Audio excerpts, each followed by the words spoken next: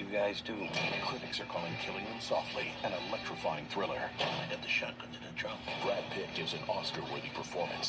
Brad Pitt is Killing Them Softly, rated R. Strumming my pain with his fingers, singing my life with his words, killing me softly with his song, killing me softly with his song. I don't know why I did that. I needed a way to open this up here because this weekend's not worthy of a regular intro of our show. Welcome to Time About the Movies. I apologize for that once again. We are taking a look at the two films of November 30th, 2012, and as I said before, it's the week after Thanksgiving, which usually means it's the dumping ground week. The week after Thanksgiving, the week between Thanksgiving and the big holiday releases coming up the week before Christmas, so 9 times out of 10, you're not going to get the best typical movies here, and this one isn't bad per se, but it's not as great as I think they were making it out to be. This is Killing Them Softly, directed by the guy who did The Assassination of Jesse James by the coward Robert Ford, Andrew Dominic, which Brad Pitt also starred in. In this one, he plays Jackie Coogan, a hitman who is hired to deal with the aftermath of a mafia poker game robbery that ruptured the criminal economy. We sure this doesn't have any parallels to what just happened with Terry Rozier and Chauncey Billups with the NBA FBI scandal.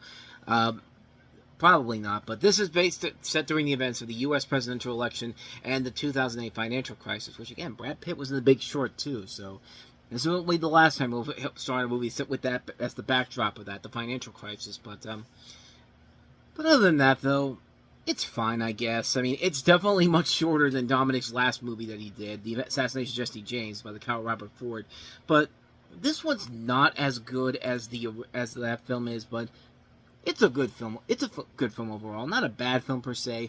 Brad Pitt's really good in here. You got great performances by Scoot McNairy, Ben Mendelsohn, James Gandolfini, Ray Liotta, Sam Shepard, Richard Jenkins. A strong cast in here.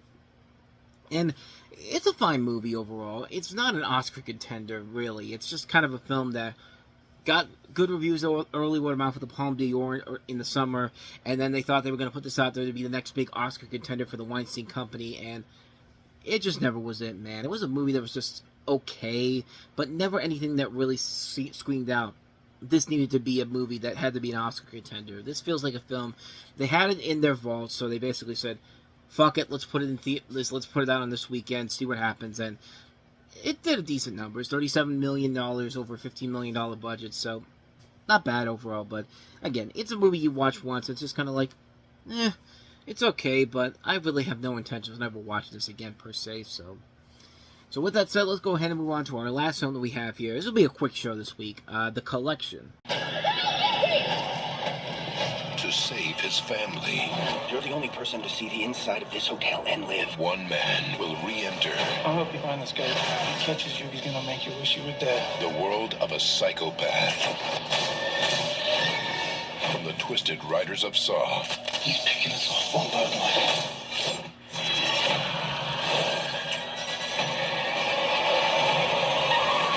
The Collection, rated R, November 30th. This is, of course, a sequel to The Collector, which was a surprisingly good movie when it came out in 2009. So, naturally, with the same people coming on board with this one here, you expect the sequel to be as good as the original, and it's not really, unfortunately. It feels like just kind of the same thing over again, except kind of stupider, too. You follow a young woman who gets captured by the Collector, with Arkin O'Brien, played by Josh Stewart, escaping but is recruited shortly after by a group of mercenaries whose mission is to save her at the Collector's base.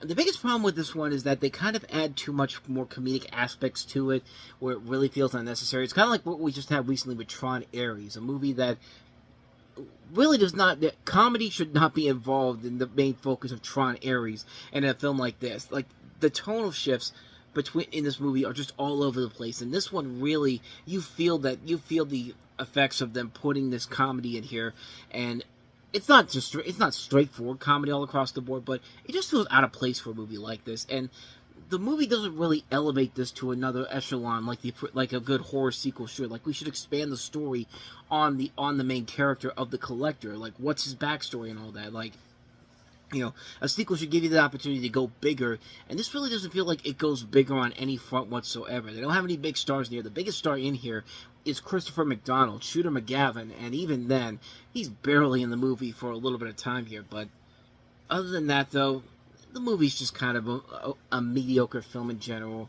The first one was okay. Second one, not so much. Just kind of a mediocre film in general. So, yeah, like I said, this is going to be a very, very short episode here.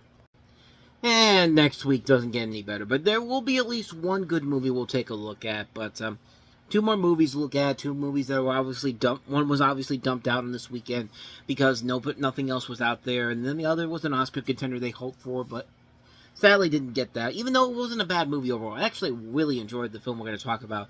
Not the first one, Playing for Keith with Gerard Butler. But I am going to really appreciate talking about Hyde Park on Hudson with a great performance by Bill Murray as Franklin Delano Roosevelt. It doesn't get as much attention as it deserves, but I really enjoyed the hell out of that movie, man. We'll take a look at those two films. Should be another quick show next time around. And again, we're just waiting for the holiday movie rush to start the next weekend after that. But we got to go through these, unfortunately. So we'll see. We'll get through this all together next week. Next time around. Next week we'll do tomorrow on the show. That's what I'm trying to say. But with all that said, thank you so much for watching this. If you somehow found enjoyment in this, I envy you very much, but thank you. And also, if you can do me an honor, go ahead and hit that like button, that subscribe button, and that notification button so you get updates on when new videos come out. We also have our playlist here. Check that out, and also check out the last episode we did. So with all that said, we also have a new Time About the Movies flashback coming up after I'm done posting this, which will be much better than this show, trust me.